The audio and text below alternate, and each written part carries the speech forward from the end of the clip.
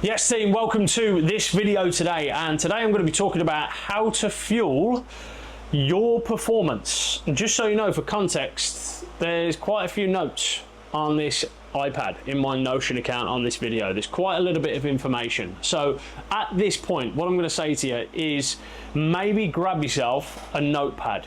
And you know what, while I think about it, not just for this video either, make sure you've got an environment for the information that you're researching. You've clearly landed on this video because you're curious on how to fuel your body properly for your training. With the notepad and the information that you start to build, you can become your own student, teacher, and guinea pig all at the same time, which means you will gain 100% clarity on what works best for you. Because at this point, you're probably getting a little bit overwhelmed and stressed out and thinking, well, I've heard I need to do this, I heard I need to do that, I need to do this for optimal whatever. So I'm going to give my approach on what has worked and is working for me. So you might find some tools in here that are really useful. You might find some information in here you've never heard before.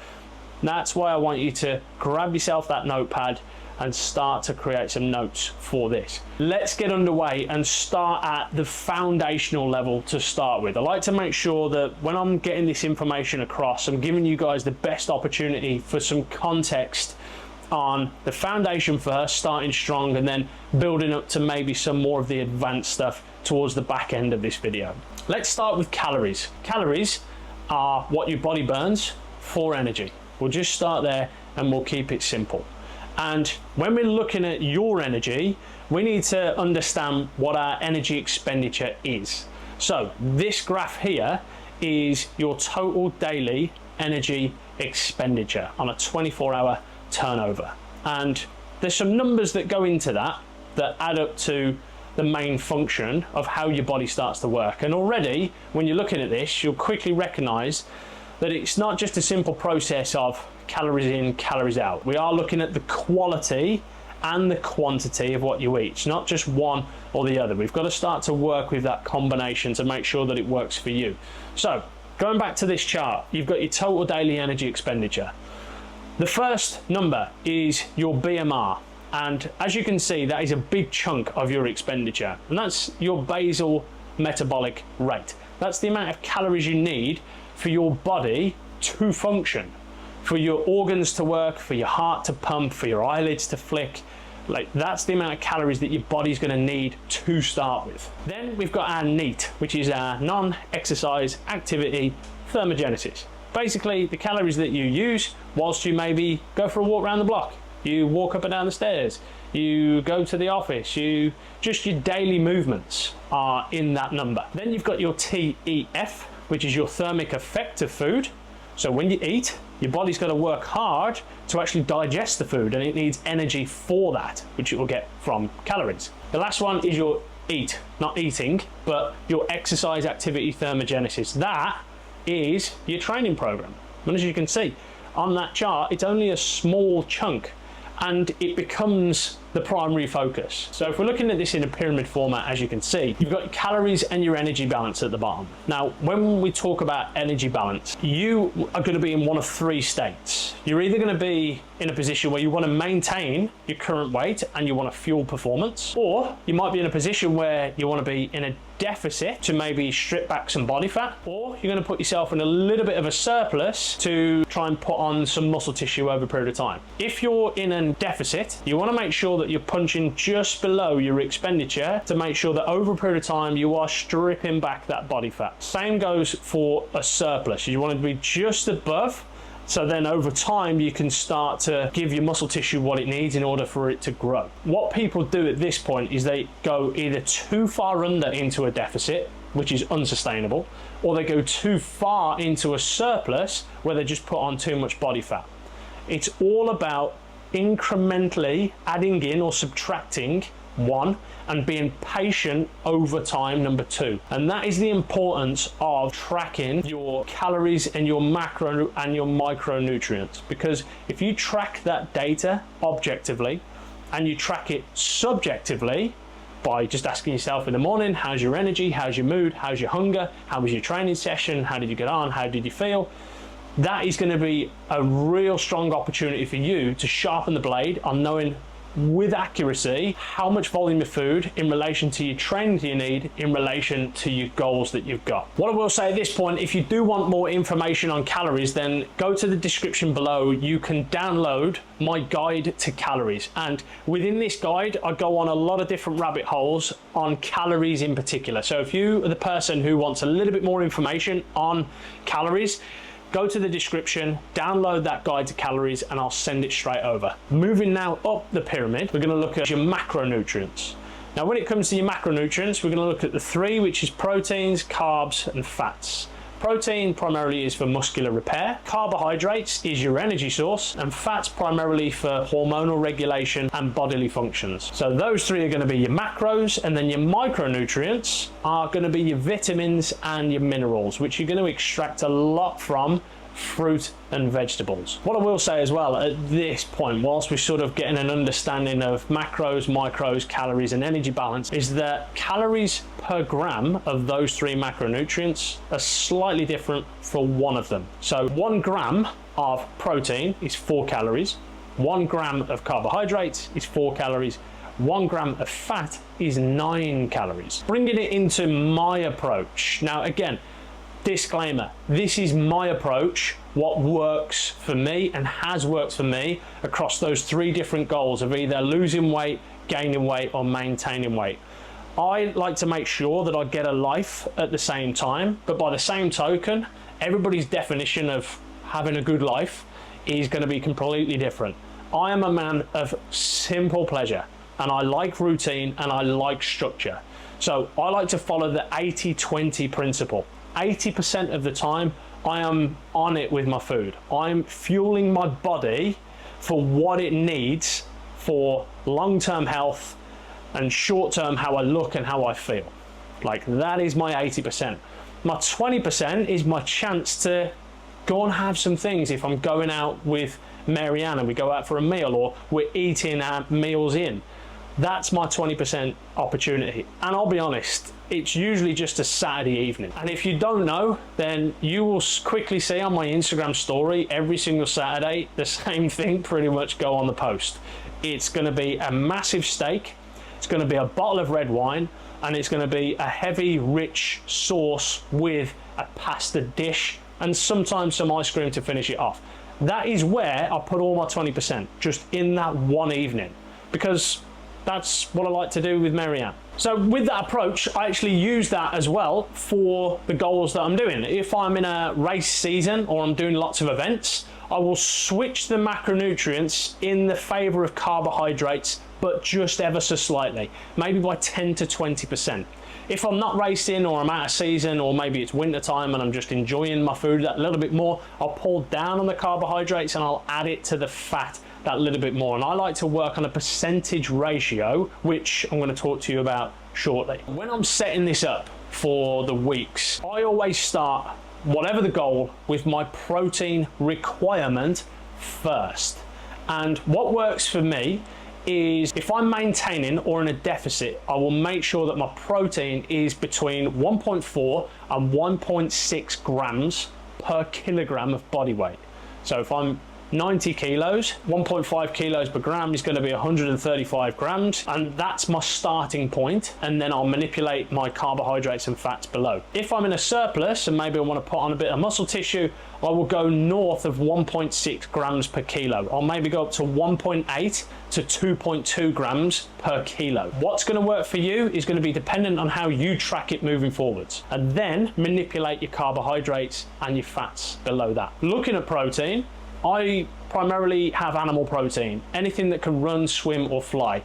So chicken, turkey, beef, salmon, fish, egg whites, they're usually my protein sources. As I say, I like to work on the percentage scale of the total number of calories that I'm working with. So for me, if I'm at 2,600 calories, I've worked out that 1.5 grams per kilo of body weight is my protein, so 135 grams. Remember, times 4 calories, because that's how many calories per gram of protein. Then, if I'm in a deficit or I'm maintaining, I will look at 30 to 40% carbs. Then I'll play with maybe 20 to 30% fat.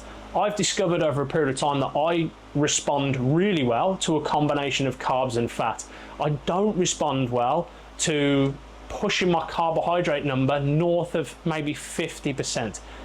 My body just doesn't like that volume of carbohydrates. I respond better to a combination of sort of carbs and fats, which is why it's usually a 30% protein, 40% carbs, and then 30% fat. So my carbohydrate sources, we've got to remember that carbohydrates are split into complex carbs and simple carbs. Complex carbs are going to give you long periods of energy. Simple carbs are going to give you fast release energy. So when we're looking at these two lists, my complex carbs are going to be rice, potato, quinoa, pasta, bread. My simple carbs are going to be things like fruits, going to be honey, it's going to be gels, which I use for my endurance sessions, because that's going to give me quick energy when I need it. Then bringing us on to fats. Fats I will usually get from nuts, seeds, avocado, cheeses, olive oil, and I'll pretty much rotate those with the others. So with my approach, I'm actually going to jump the gun a little bit, and just because it's so simple, just take you through like my breakfast, lunch and dinner on average. And again, I will rotate probably 16 to 20 items per week. It's not a lot. My breakfast is going to be the same. It's either going to be oats with some form of nut seed combo with 2 eggs or 3 eggs. Then the next day, I might have 2 to 3 eggs on 2 pieces of sourdough toast. That's been my breakfast forever.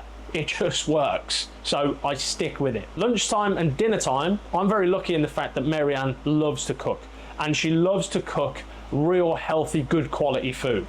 So lunch and dinner are actually going to be very similar, but I'd say that my lunchtime is going to be healthy salad with lots of different color within it. And then I'll add a carbohydrate source to that, either a rice, a potato, or a quinoa, and then I'll add one of my protein sources, either a chicken, a turkey, or a salmon. On the evening, it's pretty much the same, apart from usually it's going to be cooked vegetables of some capacity, like a big massive bowl of vegetables, again with a carbohydrate source from potato, rice, quinoa, with a protein source from anything that can run, swim, or fly. That is pretty much the staple across the week, Monday to Friday and Sunday. Saturday, slightly different on the evening, but the breakfast and the lunch is the same. Moving us further up the pyramid, we've got your nutrient timing, which is sort of your pre, intra, and post fueling. And I'm going to combine that with supplements. And as you can see, supplements are a very, very small percentage of your long-term progress in terms of your results for your goals. But the problem that we've got is that it's so easily accessible to get supplements, and we've got all of these marketing things in our face to tell us to have all of these supplements, and we can easily get overwhelmed on just buying too much, which I've done repeatedly.